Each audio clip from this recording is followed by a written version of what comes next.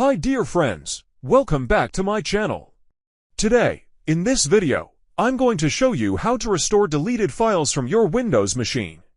So let's get started. First of all, let me open my File Explorer. From here, if I delete this file, right-click on it and click the delete icon. As you can see, this file is deleted.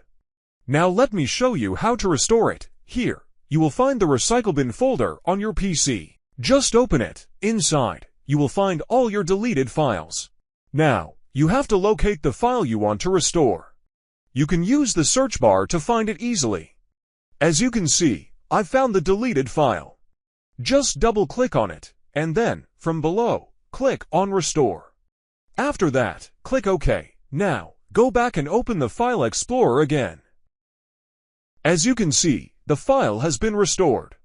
So friends, if you found this video helpful, please don't forget to subscribe to our channel and hit the like button on this video. Thanks for watching.